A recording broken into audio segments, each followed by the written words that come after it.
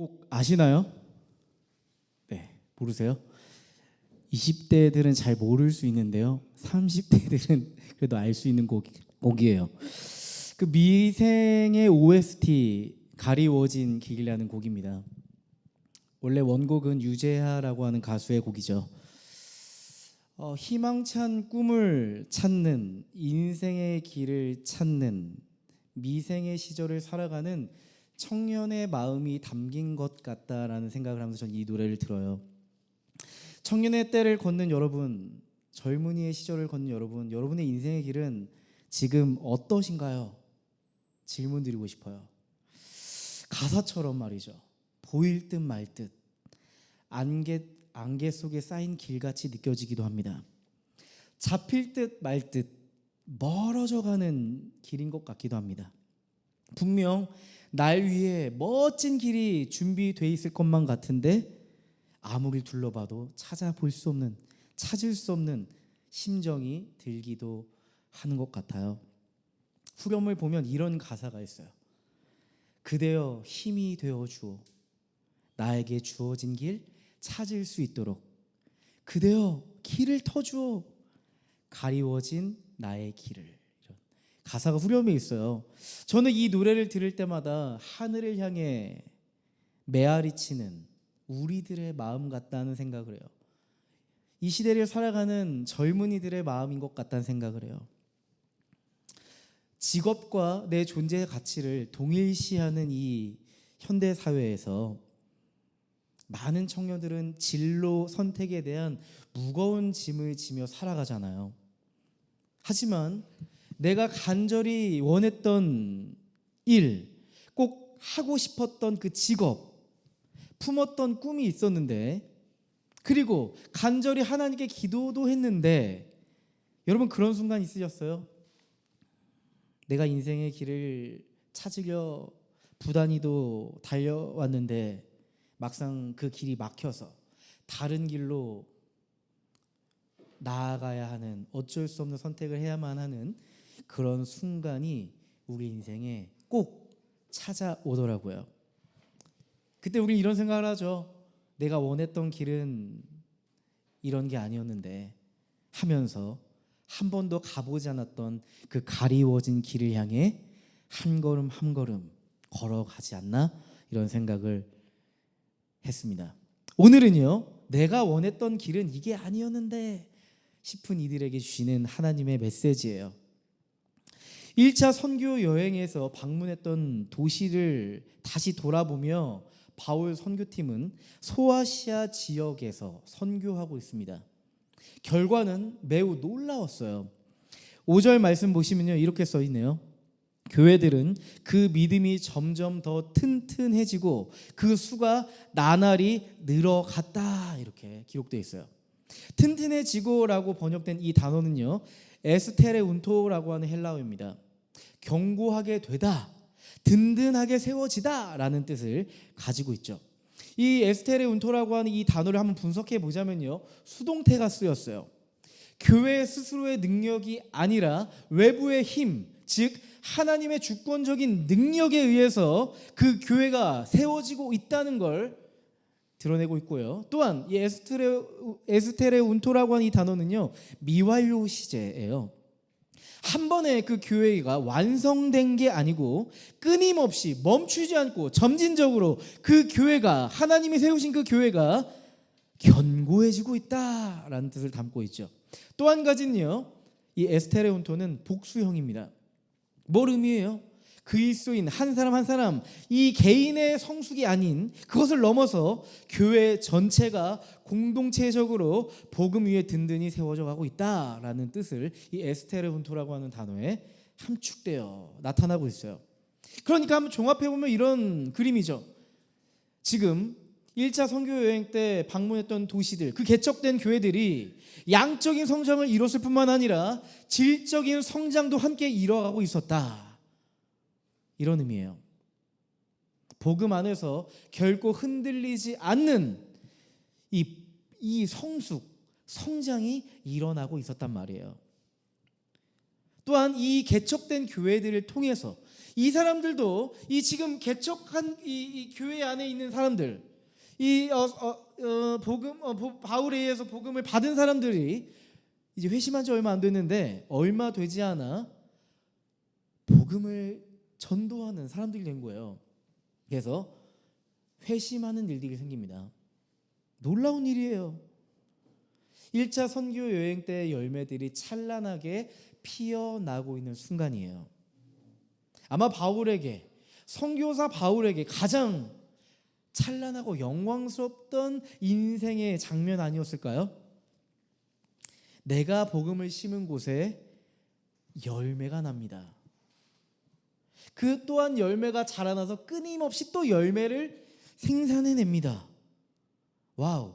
바울은요, 그간 매우 어렵고 힘든 저항의 시간을 경험했지만 지금의 아름다운 시간을 통해서 자신감도 얻고 효능감도 얻었을 거예요. 그동안 이방인 선교한다고 욕하던 유대인들이 있었는데 봐봐, 하나님이 이방인을 향해 이렇게 일하시잖아 라고 할 만큼 놀라운 성과를 내고 있어요. 아마 이런 놀라운 성과 앞에, 이런 열매 앞에 반대하던 유대인들도 도저히 입을 열기가 어려웠을 거예요. 여러분, 이런 소망적인 상황에서 여러분은 어떠한 생각을 하시겠어요? 바울은 확신했을 겁니다. 내가 가야 할 길이 바로 이 길이다. 내가 이곳에서 뿌리 내려서 하나님의 선교를 이뤄가야겠다라고 생각하지 않았을까요? 이곳에 하나님의 콜링이 있다, 하나님의 부르심은 바로 이 자리에 있다라고 생각하지 않았을까 싶습니다. 내가 원하는 곳에서 내가 잘할 수 있는 일을 하면서 열매를 거두는 것만큼 행복하고 의미 있는 일은 없지 않나 싶어요. 바울은요, 앞으로도 이 성공 경험을 토대로 자신감과 효능감을 가지고 선교할 수 있지 않을까 싶습니다. 또한 무엇보다도 하나님의 부르심이 지금 여기 소아시아에 있다는 확신을 하게 되었을 겁니다. 하나님이 부르신 곳이 바로 여기구나라고 생각했을 거예요. 그런데요, 그렇게 잘 나가던 바울의 선교 여정에 그 브레이크가 밟힙니다. 6절 말씀을 보시면 이렇게 써 있죠. 아시아에서 말씀을 전하는 것을 성령이 막으심으로 라고 써 있어요. 성령 하나님이 소아시아에서 선교하는 것을 막으셨답니다. 너무 갑작스럽고 당황스러운 말씀이에요. 복음을 전하고 있는 이 아름다운 상황에서, 복음의 열매를 맺고 있는 이 찬란한 순간에 성령 하나님이 막으셨다 이렇게 말씀하고 있어요. 사탄의 방해도 아니고 성령이 막으셨다고? 믿을 수 없어, 말도 안 돼 라고 생각할 수 있을 것 같아요. 하지만 성경은 분명히 말씀하고 있죠. 성령 하나님이 소아시아에서의 선교를 막으셨다라고 말씀하고 있습니다. 여러분, 이런 질문이 생기지 않으세요? 하나님, 너무나도 잘 돼가는데 왜 막으시는 거예요? 지금 이렇게 복음의 열매가 보이고 있는데 왜 우리를 막으시느냐 이 말이에요. 내가 열심을 내고 있는 이 길에서, 내가 간절히 바랬던 그 진로의 길에서, 내가 열심히 추구했던 그 영역이 가로막히게 된다면 여러분, 우리는 거기에서 대혼돈, 대혼란에 빠지고 말 겁니다. 이런 물음을 갖게 되지 않을까요? 하늘을 보면서 하나님 왜요? 하나님 도대체 왜요? 이런 질문을 하게 될 것 같아요. 하나님께 왜요? 라고 하는 이 질문은요, 두 가지 의도를 갖게 되는 것 같습니다. 한 가지 왜요는요, 불만과 저항이죠. 지금 내가 열심히 하고 있고 잘 되고 있고 성과도 나오고 있는데 하나님 이해할 수가 없어요. 하나님 왜 막으시는 거예요? 하나님 납득이 되지 않아요. 이런 반응이겠고요. 또 한 가지 왜요는요, 담담히 하나님께 질문하는 겁니다. 하나님, 지금 제가 가는 길을 막아서시는 이유가 있으신가요? 제 눈에는 이 길을 갖는 게 맞아 보이는데 혹시 주님은 내 생각과 달리 다른 길을 준비하고 계신 건가요? 다른 길을 가기를 원하시는 건가요? 이런 반응이 나올 수 있을 것 같습니다. 여러분의 인생의 길에서 길이 막혔을 때 여러분이 이 둘 중에 어떠한 외요의 반응을 보이셨나요? 불만과 저항의 외요셨나요? 아니면 하나님께 멈춰서서 물음을 갖는 외요셨나요? 아마도 우리는 첫 번째 외요가 더 본능적으로 나오지 않나 싶습니다. 저만 그런가요? 특별히 20, 30대 청년의 때는요, 어떤 때예요? 우리의 진로와 소명에 집중하는 때입니다. 하나님 나에게 어떤 길을 보여주시고 걸어가기를 원하십니까? 라는 질문을 가지고 신앙생활하는 때입니다. 내가 준비했고 열심히 몰두했던 그 계획을 붙잡는 경향이 있는 때가 바로 20대, 30대의 청년의 때가 아닌가 싶어요. 20대, 30대는 내 인생의 방향을 설정하고 내가 선택한 진로를 붙잡으면서 거기서 성과와 성취를 이루면서 내 존재 가치와 동일시 여기려고 합니다. 그래서 내 인생의 길이 막히면 어때요? 내가 부족해서 그렇다 싶으면서 내 인생은 되는 게 없어. 내가 부족해서 그래. 내 능력이 너무나도 부족한가 봐. 이런 생각에 빠지죠. 자기 비난 속에 빠지기도 합니다. 우리의 진로와 내가 선택한 진로와 나의 존재 가치를 동일시 여겼기 때문에 생기는 일이죠. 또한 신앙생활하는 젊은이들은 이런 생각을 갖게 됩니다. 도무지 하나님을 이해할 수가 없어. 하는 이런 답답함과 하나님이 나를 막으셨다는 서운함과 억울함에 빠져버립니다. 그렇게 신앙의 깊은 슬럼프에 빠져버리는 거죠. 내가 치열하게 준비했고 몰두했고 내가 선택했던 그 목표가 막혀버리면 우리는 어떻게 인식하게 되는 거예요? 그거를 어떤 방해라든지 실패 사건으로 정의한단 말이에요. 그렇게 인식하게 됩니다. 근데 문제는 이거예요. 그 상황에서 우리가 진짜 멈추게 된다면, 정말 그 막힌 그 삶의 자리에서 멈추게 된다면 뒤처질 것만 같고 현실에 안주하는 것만 같아서 무척이나 불안합니다. 그런데요, 우리는 그때 종종 내 상황이 막혀 있음에도 불구하고 억지로 밀어붙이려고 할 때가 있지 않나 싶어요. 안 되면 되게 하라라고 하는 생각을 가지고 결단과 투지로 덤벼들 때가 있죠. 오기를 부릴 때가 있어요. 바울 선교팀도 그러지 않았나 싶어요. 7절 말씀 보세요. 무시야 가까이 이르러서 비두니아로 들어가려고 하였으나 라고 써있죠. 바울 선교팀도 그렇게 생각했던 듯합니다.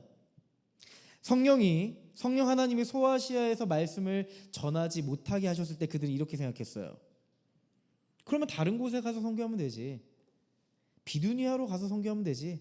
거기도 소아시아잖아. 여기서 우리가 주목해 봐야 할 포인트는 바로 여기에 있어요.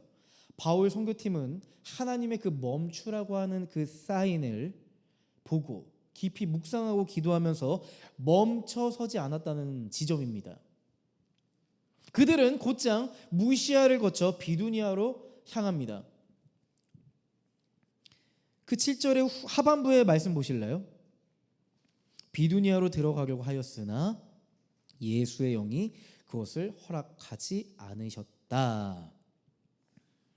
또다시 소아시아 선교의 길이 막힙니다. 성령 하나님이 예수의 영이 또다시 그 길을 허락하지 않으셨대요. 여러분, 우리는요, 우리의 인생의 목표에 꽂히면, 여러분의 인생의 목표에 꽂혀 보신 적 있으세요? 뭐 하나에 미쳐 보신 적 있으세요? 뭐 하나에 꽂히면 우리의 상황이 안 돼도 되게 하려고 발버둥 치곤 합니다. 그냥 앞만 보고 목표만 보고 달려가는 거예요. 이러한 엄청난 목표 의식이 나의 목표 너머에 계시는 하나님을 볼 수 없게 만듭니다. 그래서 하나님이 나에게 다른 계획이 있어서 나를 선회하게 하신다라는 생각을 미처 하지 못하게 하는 거예요. 그 생각 자체를 못하고 그 막힌 길을 뚫고 지나가려고 하는 겁니다. 그래서 달려가는 것에는 우리는 무척이나 의욕적으로 열정적으로 행동하지만 어쩌면 우리는 멈춰서는 것에는 무척이나 불편함을 느끼고 어색함을 느끼면서 주저하게 되는 것 같아요. 여러분, 이 자리에 보면 운전하시는 분들이 있는데요. 여러분, 운전을 한다고 생각해 보시죠. 운전을 합니다. 여러분, 브레이크 없는 자동차를 떠올려 보세요. 생각만 해도 끔찍합니다. 여러분, 브레이크가 잘 안 드는 자동차를 타보셨나요? 차를 빌렸어요. 렌트카를 빌렸는데 브레이크가 잘 안 들어요. 바로 반납해야 됩니다. 왜요? 큰 사고로 이어질 수 있기 때문이죠. 너무 위험해요. 지금 여러분이 운전하는 차가 브레이크가 잘 들지 않는다면 여러분 빨리 카센터에 가서 수리 받으셔야 됩니다. 엑셀레이터, 엑셀만 밟아서 가는 자동차는 단 한 대도 없습니다. 만약에 엑셀만 있는 자동차라면 그 자동차는 하자가 있는 자동차예요. 브레이크가 없는 자동차는요, 그 차에 탑승한 운전자와 동승자만 다치게 하는 것이 아니라 길을 걸어가는 무고한 시민도 다치게 할 수 있다는 사실이에요. 멈춰 서게 할 수 있는 브레이크가 있어야만 그 이후에 또한 엑셀도 밟을 수 있는 거예요. 그러니까 자동차의 운전은 사실 엑셀과 브레이크의 절묘한 조화라고 볼 수가 있죠. 하나님은요, 엑셀만 밟으시지 않습니다. 우리에게 가라고만 말씀하시지 않습니다. 때로는 우리에게 멈춰라 라고 말씀하십니다. 하나님 우리에게 스탑이라고 말씀하십니다. 사실 우리의 인생은요, 하나님의 고를 경험하기보다 하나님의 스탑을 더 많이 경험합니다. 왜냐하면 우리가 선택하는 길에 우리의 믿음을 흔들리게 하고 하나님을 저버리게 하고 하나님의 나라의 질서와 어긋나는 선택을 우리는 너무나도 많이 하기 때문에 하나님은 때때로 우리에게 브레이크를 더 많이 밟게 하십니다. 우리는 내 정체성과 성취감이 우리 인생의 목표에 묶여 있을 때 그 목표가 막히면 우리 존재 자체가 흔들리는 경험을 합니다. 그래서 하나님이 주신 스탑, 멈춤이라는 이 시그널을 하나님의 방해, 하나님의 실패로 착각하게 되는 겁니다. 여러분, 하나님의 멈춤은 실패가 아니에요. 하나님께서 우리를 다른 길로 인도하시는 문이랍니다. 이건 단순히 우리의 인생을 불행하게 하거나 우리가 세웠던 진로를 차단하시는 것이 아니에요. 소아시아 선교의 브레이크는 하나님께서 바울 선교팀을 새로운 길로 인도하시기 위한 하나님의 시그널이었단 말이에요. 그래서 그동안 소아시아에서 견고하게 세워가던 그 자리에서 스탑, 멈추게 하신 겁니다. 하나님은 가라라고 말씀하시기도 하지만 하나님은 멈춰라, 보류하라 라고 말씀하신다는 걸 우리는 반드시 기억해야 합니다. 때로 하나님은 우리가 너무나도 잘하고 있는 자리, 열매가 넘실대는 그 자리에서 그만이라고 말씀하실 수 있습니다. 멈추라고 말씀하실 수 있습니다. 여러분, 그건 성공을 멈추고자 하는 의도가 아니에요. 새로운 길로 인도하시는 순간이죠. 소아시아는 이미 하나님의 복음이 활발하게 작동되고 있습니다. 이제 더 이상 그곳에서 바울 선교팀이 활동하지 않아도, 선교하지 않아도 그곳은 이미 불붙었어요. 그 불붙은 교회들이, 복음에 점령된 그리스도인들이 그분의 은혜로 활활 타오르며 소아시아 지역을 선교할 거고 또한 교회를 든든히 세워갈 겁니다. 여러분, 우리가 열심히 시간을 투자하고 열정적으로 섬기고 돈을 사용하고 헌신하고 노력하다 보면 여러분, 그 영역은 우리에게 뭐가 돼요? 소유물이 됩니다. 우리가 열심히 투자한 그 영역은 우리가 쿨하게 넘길 수가 없어요. 내 삶이 담겨있기 때문에, 내 꿈이 담겨있기 때문에 그건 우리의 소유물이 됩니다. 점점 그 일에, 아니 교회 사역조차도 내가 주도권과 통제력을 가지고 감당하고 싶어합니다. 나의 소유물의 한 영역으로서 내가 통제하고 주도권을 갖고 싶어합니다. 아니요, 너무 걱정하지 않으셔도 됩니다. 하나님은요, 다음 사람에게 다음에 필요한 일들을 맡겨 주실 거예요. 여러분, 교회 사역을 하다 보면 제가 많은 사역자들이 이런 착각을 많이 해요. 저도 많이 착각했던 건데요. 열심히 목양을 해요. 상담도 해주고 신방도 하고 수련회도 하고 프로그램을 막 하면서 청년부를 부흥시켰어요. 2년, 3년 사역하다 보면 4년 사역하다 보면 마지막 떠날 때 이런 생각이 들어요. 내가 없으면 안 될 것 같아요. 내가 없으면 리더십이 무너질 것 같아요. 청년들이 새로운 사역자가 오면 적응을 못할 것 같아요. 아니요. 더 잘 돼요. 저는 거기까지였던 거예요. 하나님이 저에게 부르셨던 시간은 딱 그 순간이었던 거예요. 그 다음 사역자가 와서 더 잘해요. 무너지고 있다고요? 아니요. 하나님은 그 시간을 통해서, 무너지는 시간을 통해서 또 일하고 계신 거예요. 저는 항상 그런 착각을 했었지만 나중에 깨달았어요. 내가 아니어도 되는구나. 내가 아니어도 되는구나. 하나님은 하나님의 일을 하시는구나. 내가 감당했던 그 부르심을 내 소유물로 여겼구나. 제가 그걸 깨닫거든요. 내가 해야 될 몫이 거기까지라면 우리는 과감히 멈추고 우리가 필요한 곳으로 가는 게 맞겠죠?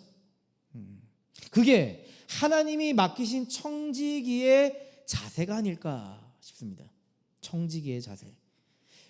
여러분, 한번 가정해 보시죠. 만약 바울 선교팀이 고집 부리고 땡강 쓰면서 하나님, 저 소아시아 선교 죽을 때까지 할 거예요.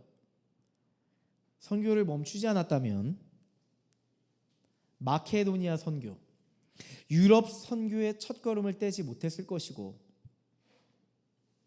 하나님이 왜 거기서 우리를 막으셨는지 발견하지 못했을 겁니다.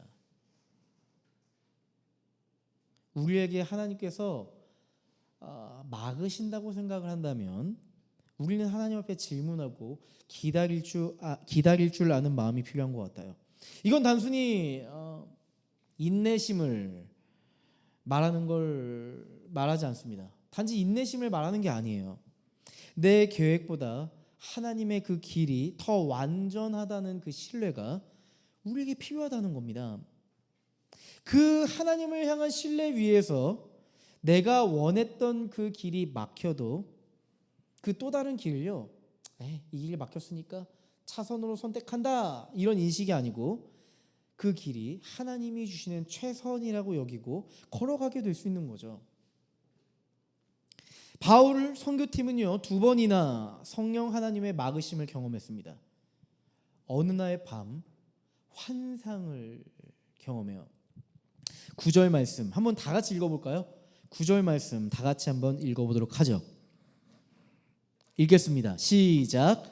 여기서 밤에 바울에게 환상이 나타나는데 마케도니아 사람 하나가 바울 앞에 서서 마케도니아로 건너와서 우리를 도와주십시오 하고 간청하였다. 마케도니아 한 사람이 바울을 향해 간절히 외쳤대요. 마케도니아로 건너와서 우리를 도와주세요 라고 외쳤다는 거예요. 여러분, 마케도니아라는 지역은요, 주전 146년 이후에 로마의 영토가 되었대요. 지금 이 마케도니아라는 지역은요, 그리스 북부에 해당하는 지역입니다. 사실 이 마케도니아라고 하는 지역은요, 바울의 선교 계획에는 전혀 없던 땅이었어요. 바울에게 마케도니아는요, 친구도 없고요, 어떤 네트워크도 없고요, 사역 경험도 없는 지역이었어요. 우리가 주목해야 할 포인트가 있어요. 하나님이 멈추라고 하실 때 하나님 어떻게 말씀하셨어요? 직접 하나님이 막으셨다, 성령이 막으셨다, 예수의 영이 막으셨다, 이렇게 표현했잖아요. 그런데 하나님이 지금 마케도니아라고 가라고 하실 때 하나님이 직접 말씀하시지 않습니다. 인상적인 포인트예요. 하나님이 직접 바울 선교팀이여 마케도니아로 가라라고 말씀하시지 않았다는 지점이에요. 하나님이 막으셨다면 이제 하나님께서 직접 디렉션을 주셔야 할 것만 같은데 그렇지 않는다는 사실이에요. 전혀 알지 못하는 낯선 사람이 나타나서 도움을 요청했어요. 그렇게 낯선 사람의 도움 요청을 통해서 하나님의 부르심이 발생했다는 지점이에요. 마케도니아로 가야 된다는 시그널을 그렇게 주셨다는 거예요. 바울은 어떻게 반응했을까요? 10절 말씀이에요. 그 환상을 바울이 본 뒤에 우리는 곧 마케도니아로 건너가려고 하였다. 우리는 마케도니아 사람들에게 복음을 전하기 위하여 하나님께서 우리를 부르신 것이라고 확신하였기 때문이다. 바울은 눈치챘습니다. 우리 계획에 없던 가리워진 길, 마케도니아 선교의 길, 거기에 하나님의 소명이 있다. 하나님의 부르심이 있다. 하나님의 콜링이 거기에 있다. 우리는 여기서 하나님의 그 소명의 포인트를 발견할 수 있습니다. 하나님의 소명은요, 내가 하고 싶고 내가 잘할 수 있고 내가 잘하고 있는 곳에서 오지 않을 수도 있다는 사실이에요. 하나님의 소명은 어디서 올까요? 하나님의 소명은 오히려 하나님의 관심 지점으로부터 발생합니다. 하나님의 관심 지점. 그럼 이런 질문이 생기시겠죠? 목사님, 하나님의 관심 지점은 어딘데요? 알려주세요. 하나님의 관심이 어디에 있는 건데요? 저도 궁금하거든요. 하나님의 관심은요, 하나님의 도움 아니면 회복될 수 없는 사람에게로부터 옵니다. 예수님은 제자들에게 이렇게 말씀하셨죠. 마태복음 10장 42절의 말씀이에요. 내가 진정으로 너희에게 말한다. 이 작은 사람들 가운데 하나에게 내 제자라고 해서 냉수 한 그릇이라도 주는 사람은 절대로 자기가 받을 상을 잃지 않을 것이다. 예수님의 관심은 어디에 있었어요? 지극히 작은 사람. 지극히 작은 사람에게 있었어요. 그럼 구약 성경은 뭐라고 말할까요? 신명기 14장 29절의 말씀이에요. 당신들이 사는 성 안에 유산도 없고 차지할 목도 없는 레위 사람이나 떠돌이나 고아나 과부들이 와서 배불리 먹게 하십시오. 그러면 주 당신들의 하나님, 당신들이 경영하는 모든 일에 복을 내려주실 것입니다. 구약의 선언과 예수님의 선언이 어때요? 동일합니다. 구약의 율법에 담긴 하나님 나라의 질서를 보세요. 고아와 과부, 나그네, 레위인, 이 네 명의 공통점은 뭔지 아세요? 내 불효의 사람들은 사회적 약자예요. 하나님의 도움이 없으면 결코 홀로 살아갈 수 없는 이들입니다.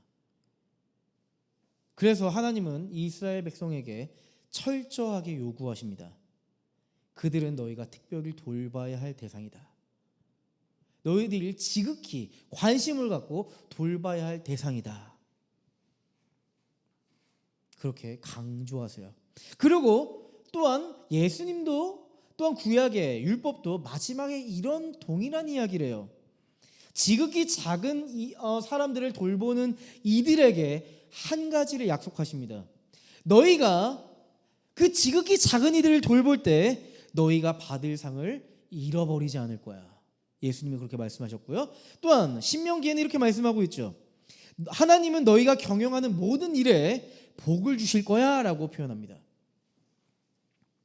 하나님의 관심이 어디에 있는지 선명하게 알 수 있는 대목이죠. 세계 복음화, 민족 대부흥, 다음 세대 부흥, 이런 거대한 이슈가 아니에요. 하나님이 이런 거대한 이슈에 관심이 없어서 그럴까요? 아니요. 왜 하나님이 왜 이런 거에 관심이 없으시겠어요? 하나님은 하나님 나라의 원대한 그런 계획, 프로젝트를 이루시는 분이신데요. 근데 왜 하나님은 거대한 프로젝트가 아닌 작은 사람에 대한 관심을 말씀하셨을까요? 누군가의 도움이 없으면 구원받을 수 없는 지극히 작은 이들을 위한 프로젝트. 하나님 나라는요, 어떤 구호나 슬로건에서 오지 않아요. 하나님의 나라는 지극히 작은 이들에게 소망을 건네는 것부터 시작되기 때문입니다. 하나님의 그 원대한 프로젝트는 지극히 작은 이들을 돕는 데로부터 출발한다는 사실입니다. 여러분, 우리는 영향력의 시대에 살고 있어요. 그래서 우리는 작은 영향력은 아무것도 아닌 것처럼 생각하는 경향이 있습니다. 아니요, 그렇지 않습니다. 그 영향력의 시대에 속삭임에 속으시면 안 됩니다. 우리가 작은 영향력이라고 할지라도 하나님의 사랑과 정의에 기반한 거기서 발생된 선한 영향력이라면 그게 보잘것없는 작은 영향력일지라도 생명을 살리는 영향력이 될 수 있습니다. 하나님은요, 우리가 가진 재능과 탁월성, 경험과 연륜을 사용하실 뿐만 아니라 하나님은요, 우리가 하나님을 위해 지극히 작은 자에게 나아가 순종할 수 있는 믿음을 사용하시거든요. 그래서 하나님은 종종 우리를 내 계획에 없는 영역으로 초대하시는 거예요. 여기가 하나님의 길이라고. 여기서 내가 하나님의 나라를 이루겠다고 우리에게 말씀하시는 겁니다. 20, 30대 청년들의 삶, 내가 하고 싶은 일에 몰두하죠. 거기에 내가 모든 것을 걸어야 될 삶이라고 확신합니다. 하지만 여러분의 삶의 의미를 느끼는 지점은요, 때로는 나를 필요로 하는 순간에서 발생되기도 합니다. 나를 필요로 하는 순간 말이죠. 나의 진로를 위해서 부단히도 열심히 달려가는 인생의 분주함 속에서 여러분, 누군가 여러분에게 도움을 요청합니다. 그때 여러분 어떠셨어요? 저도 그래요. 이제 주일에 설교를 해야 되니까요. 금요일, 토요일 우리 온유가, 시온이가 아빠 서점 가요. 아빠 어디 놀러 가요. 마음에 부담감이 생깁니다. 난 설교 준비를 해야 되거든요. 누군가 갑자기 만나자고 합니다. 그럼 이런 생각이 듭니다. 설교를 준비해야 되는데, 이런 생각을 합니다. 여러분, 우리의 인생에는 빡빡한 스케줄이 있고요, 우선순위가 있어요. 그래서 누군가 갑자기 불현듯 도움을 요청하면 우린 망설이고 주저합니다. 하지만 여러분, 그 순간이, 나에게 도움을 요청한 그 순간이 하나님 나라가 이루어지고 우리의 인생의 방향이 결정되는 순간일 수 있단 말이에요. 여러분, 마케도니아 그 선교 계획이 바울에게는 없었어요. 하지만 하나님의 선교 계획에는 있었어요. 바울에게는 없었지만 하나님에게는 있었어요. 그 마케도니아에서 만나야 할 사람들이 있었고요, 거기서 반드시 일어나야 할 하나님 나라의 역사가 있었습니다. 우리의 부르심은 이렇게 발생합니다. 하나님이 가라 해서 오는 경우도 있지만, 누군가 나를 절실히 필요로 하고 나에게 도움을 요청하고, 나는 다른 계획이 있고 다른 일을 하고 있는데 그 계획을 바꿔서까지 관심을 갖고 시간을 내고 내 돈을 투자하면서까지 몰두해야 될 때가 있단 말이에요. 우린 이때 시간이 아까워, 내가 해야 할 일이 있어, 이건 내 영역이 아니야, 다른 사람이 하겠지, 나는 이 일을 빨리 처리하고 내 일을 하러 가야겠다 생각하기 쉽습니다. 하지만 여러분, 반드시 꼭 기억해 주세요. 누군가 여러분에게 도움을 청한다는 것은 하나님이 여러분을 콜링하는 겁니다. 하나님이 여러분을 부르시는 순간입니다. 거기에서 그 사람에게 하나님 나라를 보여주라. 거기서 너가 가진 복음으로 회복을 도와라. 도와줘. 그 사람과 함께 해줘. 내가 너에게 그동안 준비시켰던 그 내공을 이제 그에게 보여주라. 몇 주 전에 민경이에게 메시지가 왔습니다. 목사님, 제 친구를 도와주세요. 상담을 부탁드려도 될까요? 이렇게 메시지가 왔어요. 민경의 그 친구에 대한 자세한 내용은 제가 잘 알지 못했습니다. 하지만 그 친구가 지금 어떤 상태에 있는지 저는 민경의 메시지를 통해서 직관적으로 느낄 수 있었어요. 그 민경의 다급함을 보면서 저는 순간 하나님의 콜링을 느꼈어요. 그럼요. 제가 만나볼게요. 메시지를 보냈죠. 그 찰나의 순간 저는 이런 마음이 제 안에 있었던 것 같아요. 유은아, 너가 도와주라. 너가 세웠던 그 계획을 미뤄서라도 그 친구가 맞는 시간에 맞춰주라. 너가 가장 잘할 수 있는 것으로 그 친구를 도와주라. 그가 회복될 수 있도록 너가 도와주라. 그런 마음이 제 내면에 찰나와 같이 지나갔습니다. 바로 연락처를 받자마자 바로 저는 시간을 미루지 않고 연락했습니다. 상담 시간을 잡았습니다. 그리고 바로 기도했습니다. 하나님의 부르심에 순종합니다. 하나님, 그 친구에게 제가 작은 예수로 다가갈 수 있도록 해주십시오. 그 친구는 아직 예수를 모르는데 제 존재가 그 친구에게 작은 예수가 될 수 있도록 해주십시오. 그 친구의 존재가 회복될 수 있도록 저를 사용해 주십시오 라는 기도가 흘러나왔습니다. 제 내면에 그런 깊은 갈망이 흘러나왔어요. 정말 그 친구가 회복됐으면 좋겠다라는 생각이 들었어요. 그리고 바로 며칠 뒤에, 너무 다급했기 때문에 바로 며칠 뒤에 가장 빠른 시일 내에 그 친구를 만났습니다. 그리고 그 친구가 그동안 얼마나 힘들었는지에 대해서 경청했습니다. 저는요, 알 수 있었어요. 그 만남의 시간을 통해서 하나님께서 왜 그 사람을 저에게 만나게 해주셨는지에 대해서 너무나도 깊이 깨달을 수 있었어요. 그 친구의 이야기는 너무나도 슬펐어요. 절망적이었어요. 하지만 저는요, 내면 안에 이런 울림이 있었습니다. 내가 이 친구에게 소망을 건넬 수 있을 것 같다는 내적 확신이 생기더라고요. 이 친구야말로 정말 소망을 잃어버린 이구나. 소망을 잃어버린 이에게 복음의 소망을 전하라고 저에게 말씀하시고 이 교회를 개척하게 하셨는데, 이 순간이 바로 지금 이 순간이구나. Now and here. 지금 여기에서 하나님의 일이 일어나고 있구나라는 생각을 했습니다.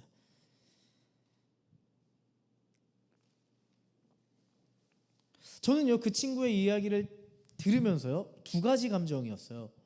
너무 슬프고 너무 안타깝고 저도 너무 아팠지만 동시에 뭔가 소망의 날개가 쫙 펴지는 느낌을 받았습니다. 그 친구의 이렇게 표정을 보는데요, 점점 표정이 밝아지는 거예요. 굉장히 심각한 일이었지만 첫 회개를 하고 나서 좀 깨달았습니다. 소망의 첫 단추를 꿰었다. 그리고 마지막에 제가 물었어요. 이렇게 얘기했죠. 이 상담에 대한 비용은 저희 교회에서 지원할 겁니다. 우리 교회에는 상담 시스템이 있습니다. 그래서 이 얘기를 하는 거예요, 저한테. 사실 제가 상담을 받고 싶었는데 제가 알아보니까 딴 데 가니까 10만 원이고 몇만 원이고 이렇게 얘기를 하시는 거예요. 그래서 제가 그 얘기를 했죠. 저희 교회에서 전적으로 지원하겠습니다. 아무런 부담 없이 상담을 받으시면 됩니다. 비용이 이미 지불됐습니다. 라고 얘기했어요. 그랬더니 그 친구도 안도를 하면서 이제 상담 회기를 잡았죠. 그래서 이제 앞으로 몇 번 더 이렇게 회기를 할 예정이고요. 또 심리 검사도 좀 했으면 좋겠다 해서 심리 검사도 해볼 예정입니다. 여러분, 하나님께서 저에게 보내주신 우리 민경의 친구를 위해서 기도해 주시면 좋겠다 생각이 들고요. 또한 저에게도 어쩌면 너무 재밌었어요.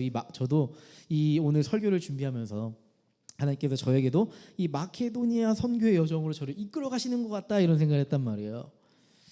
새로운 한 영혼을 구원하는 그 여정에 제가 끌려가고 있는데 저를 위해서도 기도해 주시면 좋을 것 같아요. 제가 지금 굉장히 소망적으로 이야기했지만 개인사라도 제가 다 이야기할 수 없죠. 비밀을 보장한다고 했으니까요.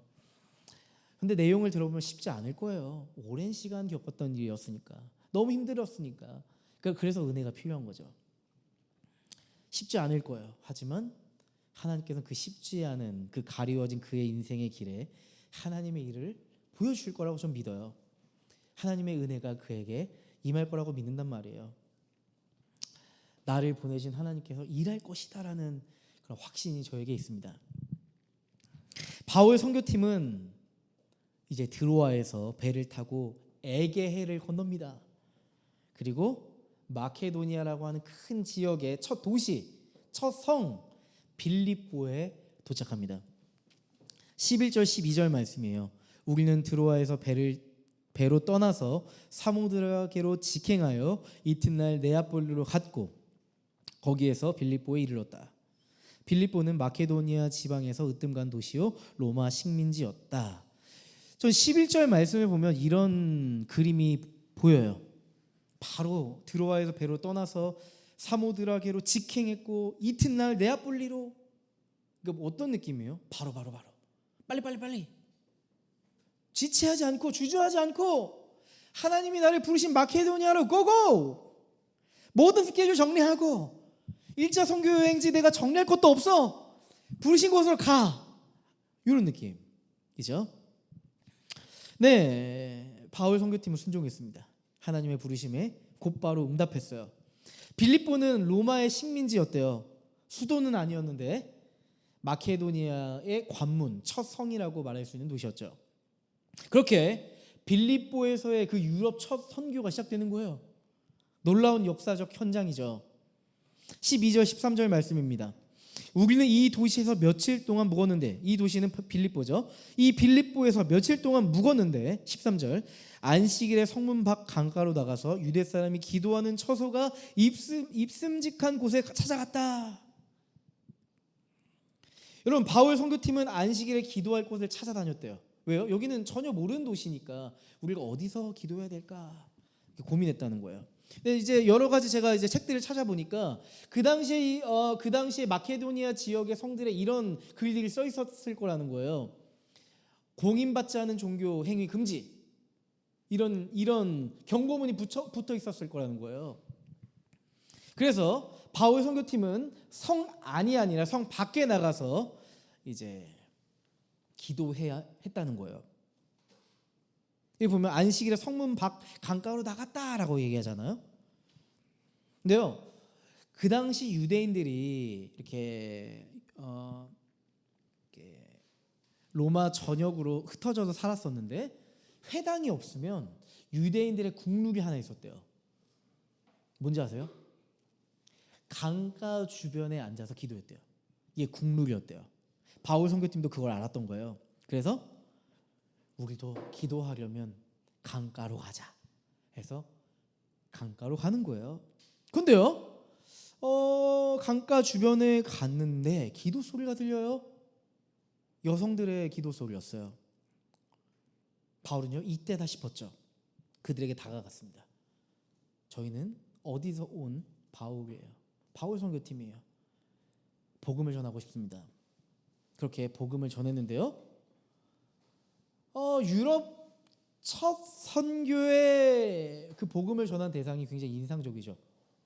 여성이었어요. 우리가 지금 여성이란 얘기를 들으면 여성에게 전할 수도 있지. 대한민국의 남자가 반 여자가 반인데 여자를 만날 수도 있지라고 생각할 수 있지만 그 당시의 문화적인 포인트에서 여성을 먼저 드러냈다는 것은 굉장한 의미를 가집니다. 지극히 작은 사회 문화 안에서 사람으로 인식하지 않는 그 존재에게 복음을 전했다는 것을 역사적 기록으로 남긴 거예요. 놀라운 일이죠. 여러분, 그 여성들 중에는요, 고급 원단 사업을 하는 여자가 있었어요. 여러분이 잘 아시는 분일 거예요. 루디아라고 하는 여자입니다. 자주 옷감 장사 이렇게 성경에 써 있는데 지금 현대어로 바꾸면 고급 원단 사업을 하는 거죠. 귀족에게, 왕궁에게 납품하는 원단 사업을 하는 루디아라는 여성이 있었습니다. 이 여자는요, 사업적으로 엄청나게 성공한 여자였어요. 근데 성경은 거기에만 주목하지 않습니다. 이 여자의 부유함에만 주목하지 않아요. 이 여자를 이렇게 표현합니다. 하나님을 갈망하던 사람이고 하나님을 공경하던 사람이다. 14절 말씀 보세요. 그들 가운데 루디아라는 여자가 있었는데 그는 자색 옷감 장수로서 두아디라 출신이요 하나님을 공경하는 사람이었다. 주님께서 그 여자의 마음을 여셨으므로 그는 바울의 말을 귀담아 들었다. 루디아라는 여성은요, 하나님을 찾는 여성이었어요. 하나님을 깊이 만나기를 원하는 사람이었어요. 근데 안식일에 기도를 하고 있는데 하나님이 응답처럼 바울을 내게 보내주신 거예요. 우리가 일반적으로 생각할 때 그녀가 주로 고민하는 기도 제목은 고급 원단 사업에 대한 기도 제목일 것 같았지만 실제로 그녀의 인생에서 가장 깊이 고민하고 있었던 건 하나님에 대한 갈망, 내 인생에 가리워진 길에 하나님의 소망이실 것이라고 하는 기대가 그 여성에게, 그 루디아라는 여자에게 있었던 겁니다. 루디아는요, 바울 선교팀이 전했던 그 복음을 받아들였어요. 그리고 루디아는 그 강가에서 회심했습니다. 15절 말씀 보시죠. 그 여자가 집안 식구와 함께 세례를 받고 나서 나를 주님의 신도로 여기시면 우리 집에 오셔서 묵으십시오 하고 간청하였다. 그리고 우리를 강권해서 자기 집으로 데려갔다. 그녀는 인생의 길을 찾았습니다.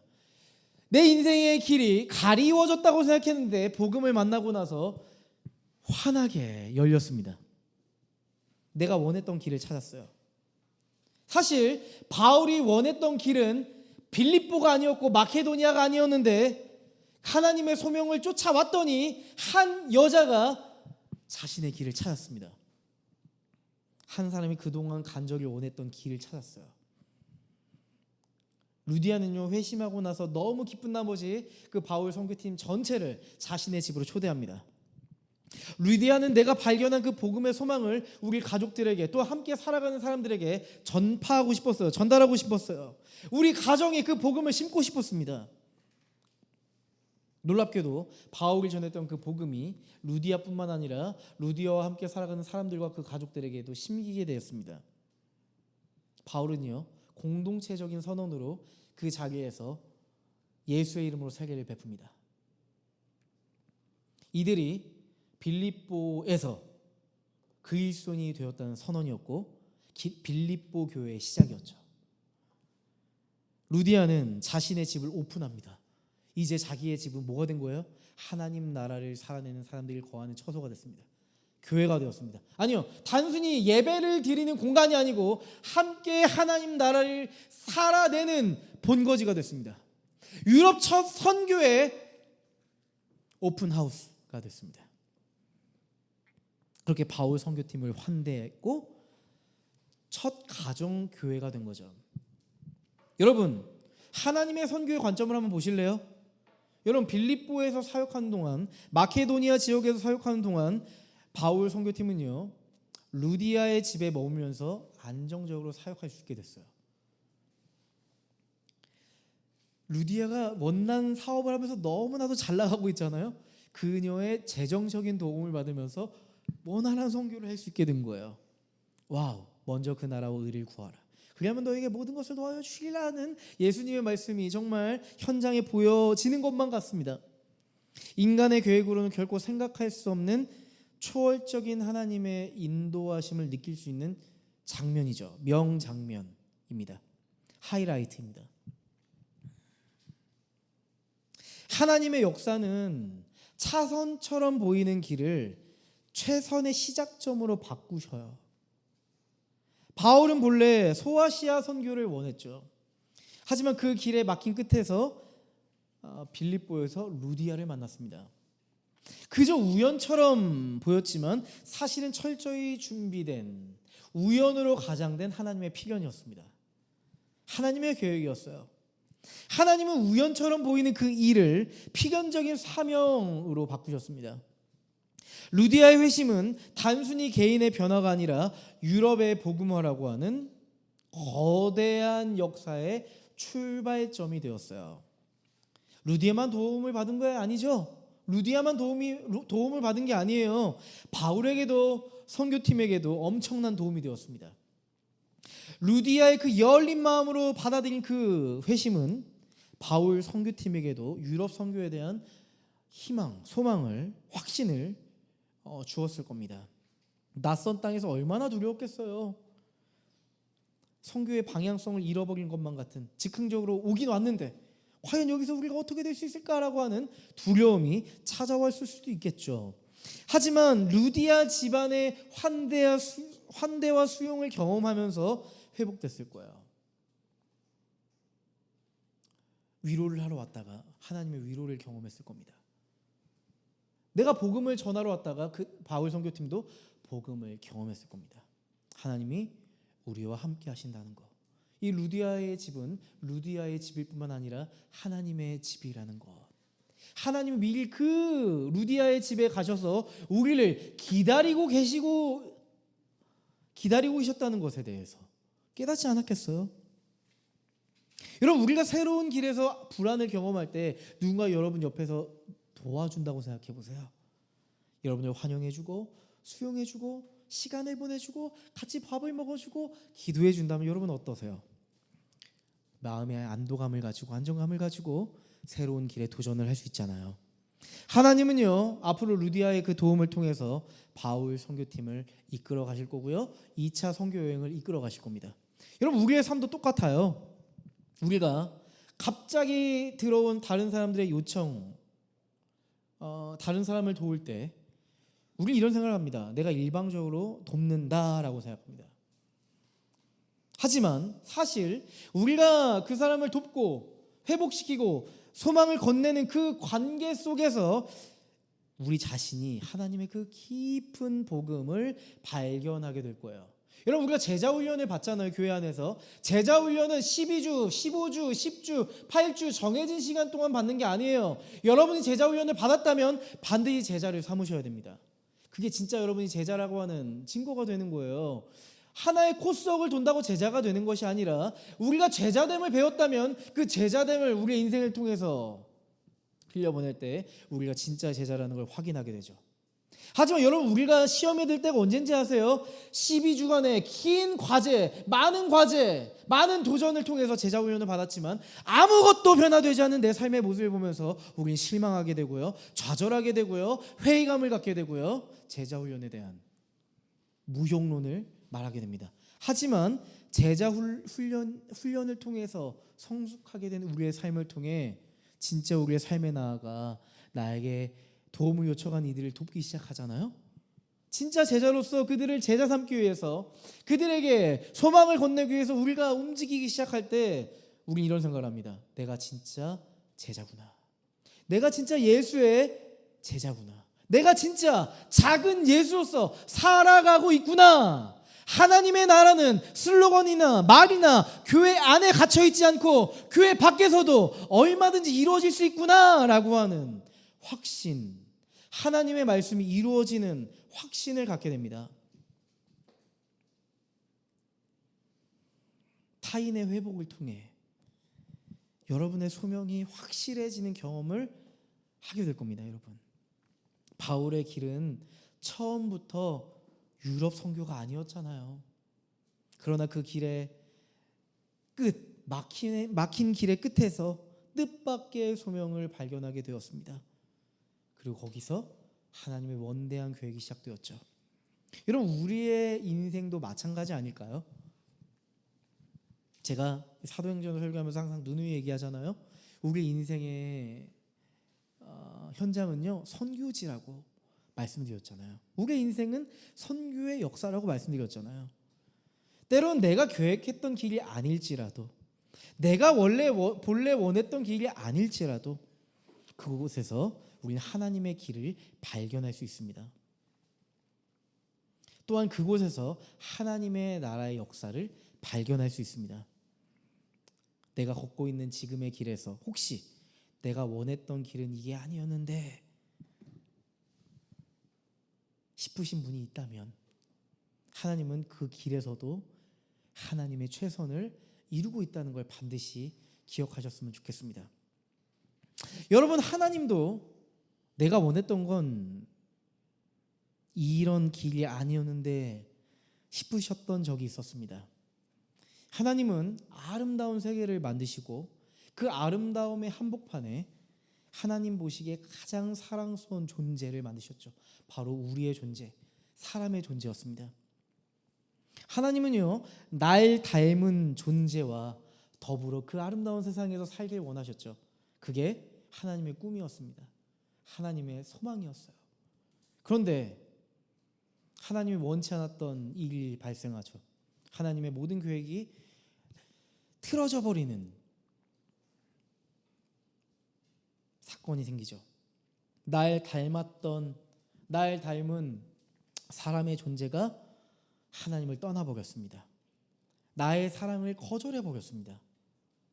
그리고 하나님이 모든 마음을 쏟아서 만든 아름다운 세계조차 그 존재가 망가뜨려 버렸습니다. 그렇게 하나님이 원했던 꿈은, 그 행복한 꿈은 산산조각 나버렸습니다. 결국 하나님이 원했던 길이 아니었습니다. 하나님은요, 내가 그토록 원했던 꿈을 접어두고 차선을 선택하십니다. 그게 바로 성경의 역사죠. 차선의 역사. 이제는 날 닮은 구석이 없는 우리의 존재, 이제는 더 이상 사랑스럽지 않은 우리의 존재를, 완전히 타락해버리고 죄인된 버린 우리의 존재를 회복시키기 위한 차선의 계획을 세우십니다. 근데 그 계획은요, 하나님조차 단 한 번도 경험해보지 못한 계획이었어요. 하나님은 영광의 자리를 내려놓고 인간의 모습으로 오시겠다는 차선의 선택을 하십니다.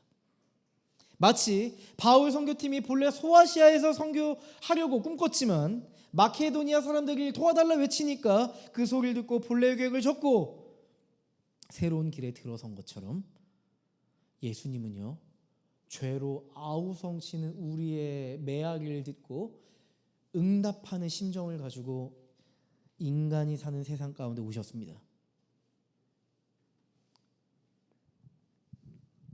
우리가 도와달라고 하는 외침에 응답해 주셨습니다.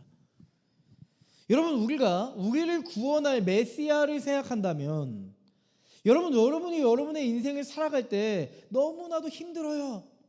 그럼 어떤 사람이 왔으면 좋겠어요? 그래도 나보다 좀 나은 사람이 와야죠.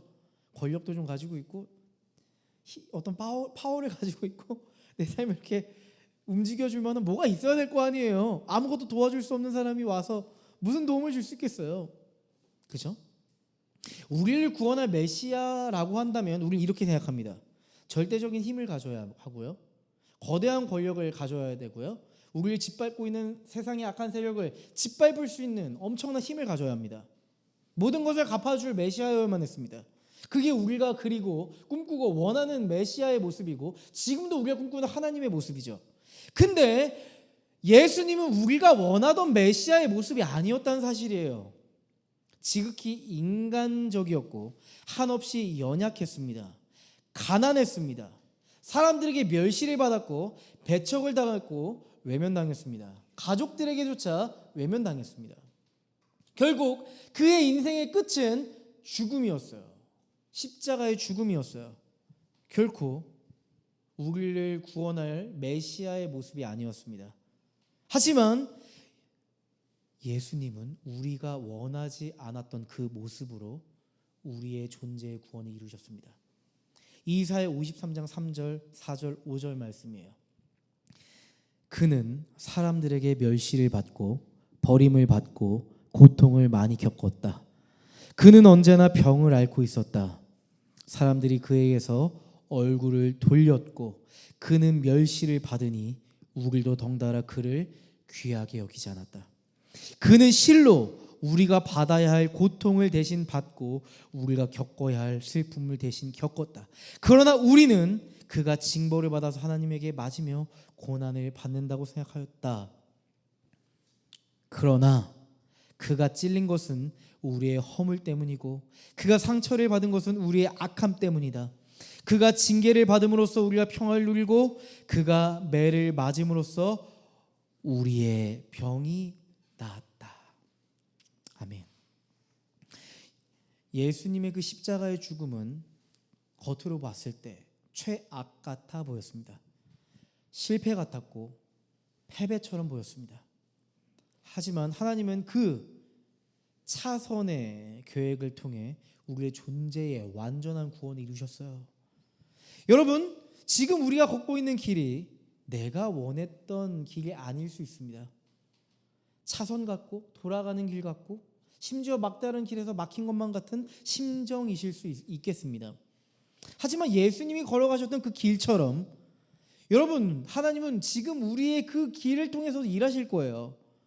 내가 원했던 길은 이런 길이 아니었는데 싶은 그 순간에도 하나님은 여전히 우리의 삶을 통해 최선의 길, 그 최고의 길을 준비하고 계십니다. 예수님은 지금 오늘 이 시간 우리를 부르고 계세요. 거대한 영향력이 아닌 선한 영향력으로, 내가 원하는 길이 아닌 하나님이 원하시는 길로, 나에게 도움이 될 수 있는 사람에게가 아닌 지극히 작은 이에게 우리를 부르십니다. 너가 그에게 작은 예수가 되어줘. 내가 너희의 회복을 통해 하나님 나라를 이루었던 것처럼 너희가 가서 그에게 회복을 이루어줘. 하나님의 나라가 뭔지 그에게 보여줘. 그렇게 말씀하실 거예요. 우리 옆에 있는 분들에게 마지막으로 화이팅 한번 할까요? 화이팅! 하이파이브 한번 합시다.